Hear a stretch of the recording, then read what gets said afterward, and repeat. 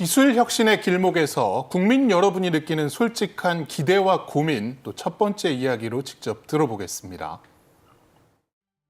요즘 정부에서 AI 관련해서 관심도 많고 투자도 많이 하는 것 같은데 제 삶이 과연 현 시점에서 어떻게 바뀔지 궁금한데 무엇이 달라지는 걸까요? 최근에는 대통령이 젠슨왕같이 세계 기업인들을 자주 만나는데 실제로 우리나라가 세계 기업들이 탐낼 만큼 탄탄한 기반을 갖추었는지 궁금합니다.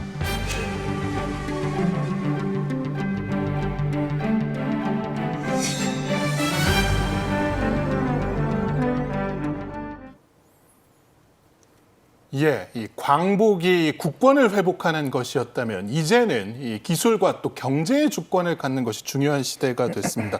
그 시발점 아무래도 샌프란시스코 AI 선언이 아닐까 싶은데 7월 24일에 이재명 대통령이 한 샌프란시스코 선언, 결국은 AI 전반에서 우리가 대체 불가한 이 생태계를 조성해 나가겠다는 것으로 보입니다. 의미 어떻게 보십니까?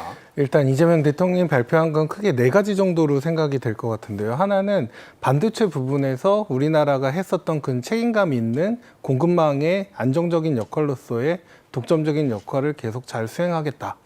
그리고 또 하나는 글로벌 빅테크를 유치해서 AI 데이터 센터도 한국에 많이 이제 유치해서 그 데이터 센터 역량을 높이겠다. 그리고 이 데이터 센터를 통해서 국민들이 편하게 또 쉽게 AI를 쓸 수 있게 만들면서 AX 역량을 늘리겠다.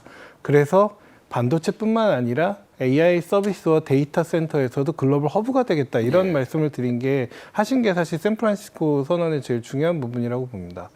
그중에서 사실은 좀 깊게 봐야 될 점이 한 점이 있는데, 하나는 우리가 사실은 AI 반도체는 잘 만들지만 아까 GPU도 그렇지만 데이터 센터 기술도 미국에 비하면 중국에 비하면 부족합니다.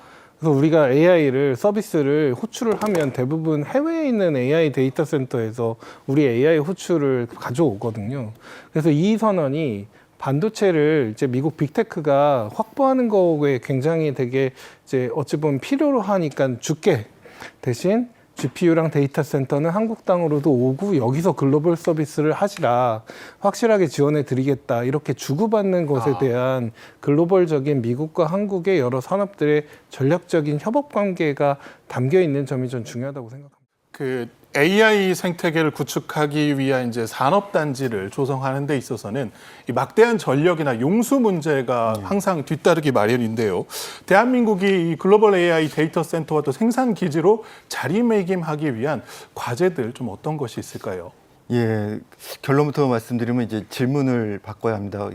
어디에 지을까가 아니라 어떻게 작동하게 할까. 그래서 AI 데이터 센터는 예전 공장과는 이제 차원이 다릅니다. 일반 데이터 센터가 10에서 25메가와트를 쓴다면 요즘 짓는 하이퍼스케일 AI 데이터 센터는 100메가와트가 넘습니다. 전 세계 데이터 센터 전력 소비도 2024년 415테라와트시에서 2030년이면 945테라와트로 딱 2배가 그 이상도 될 수 있고. 그래서 전기, 물, 땅이 이제 산업 문제가 아니라 국토계획 문제가 된 겁니다. 그래서 제가 강조하는 개념이 이제 자율 적응 도시입니다. 말은 어렵지만 뜻은 간단합니다. 도시가 상황에 따라 스스로 조절하는 겁니다. 그래서 전력이 몰릴 땐 알아서 나눠 쓰고 폭우가 오면 미리 물길을 열어두고요. 그러면서 이제 국토 공간 자체에 공간 지능을 심어야 합니다. 실무적으로는 3가지입니다. 첫째, 입지를 고를 때 땅값이 아니라 재생 에너지 접근성과 송전망 여유를 먼저 봐야 합니다. 둘째는 기후재해 취약성을 미리 분석해서 여기는 30년 뒤에도 안전하다는 걸 지도로 보여줘야 합니다. 셋째, 이 둘을 하나로 묶는 지능형 인프라 지도를 국가가 미리 만들어 놓아야 합니다. 그렇게 해야 되는 이유는 글로벌 기업들은 20년, 30년을 보고 투자합니다.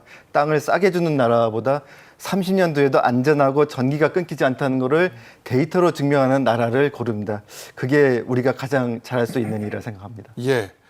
지방에 일자리가 없어서 사람들이 다들 수도권으로 이동을 하고 있는데 이번에 호남이나 용인 지역에 대규모로 반도체 단지가 들어올 거라고 하고 이제 그게 단순히 공장이 많이 생기는 거나 그거 이상으로 지역 경제를 살릴 수 있을지 궁금합니다.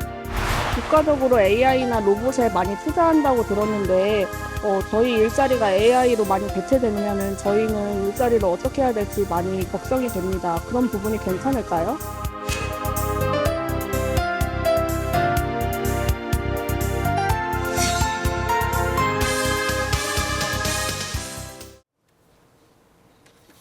예. 사실 AI가 발전한다고 했을 때 자칫 어떤 계층들은 이로부터 소외되지 않을지, AI의 이익을 누리지 못하는 건 아닌지 뭐 이런 걱정들도 나오긴 합니다. 그래서 이재명 대통령이 제안을 한 것이 바로 AI 기본사회인데 이건 좀 어떻게 보셨습니까? 그러니까 저는 반드시 필요한 부분이에요. 아까 인터뷰도 봤지만 만약에 AI가 활성화되면 내가 다니는 직장이 없어지고 내 직업이 없어지는 게 아닌가 이런 우려를 하신 분들이 많습니다. 예.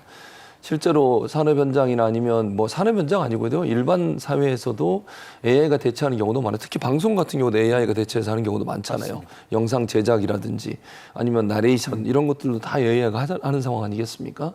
이러다 보니까 이제 불안한 거잖아요. 이런 분들이 기본사회, AI 기본사회라 하는 것은 이런 분들이 노동 재교육을 통해서 필요한 부분에 다시 일터로 갈 수 있는 기회를 제공해 주거나 아니면 이 AI 산업 발전으로 인해서 얻은 이익을 일정 부분 좀 공유할 수 있는 시스템을 만들거나 이번에 사실은 이제 이재명 정부가 그 얘기를 했거든요. SK나 이제 SK 하이닉스나 삼성전자에서 이익을 많이 나서 초과 세수가 들어왔잖아요. 그걸 청년들 일자리 만들어내거나 아니면 재교육하는 데 쓰겠다고 그랬어요. 저는 대단히 중요한 가치가 있다고 생각합니다. 그래서 이런 부분들을 좀 논의할 체계가 필요하다고 생각해요. 그러니까 대통령이 갖고 있는 생각은 제가 이해할 때는 기술 혁신 혜택을 모두 다 같이 누려야 된다. 어느 특정인에게 제한돼서는 안 된다. 그리고 그 이익이 공유될 수 있도록 하는 시스템도 함께 만들 필요가 있겠다. 그리고 이제 또 하나 이제 모든 산업 혜택을 누리기 위해서는 사실은 AI 산업이나 AI 기술에 접근하기 어려운 부분들이 있어요. 예를 들면 고령층, 예. 그다음에 뭐 소외계층 이런 분들은 경제적 이유 때문에 그럴 수도 있고 또 교육을 제대로 받지 못해서 AI 교육을 어떻게 활용하는지 모르는 분들이 있을 수 있는데 이런 부분들을 좀 체계적으로 잘 만들 필요가 있겠다. 그럼 결국 소외계층도 없어지고 AI 교육이 모든 사람한테 공유될 수 있도록 기회도 줄 것이고 또 소득도 일정 부분 공유하고 일자리가 없어질 가능성이 있는 직업에 대해서는 새로운 일자리에 갈 수 있는 노동 교육을 또 하는 방안 이런 방안들이 논의되는 것이 AI 기본 사회의 큰 틀이 아니겠나 이런 생각이 듭니다.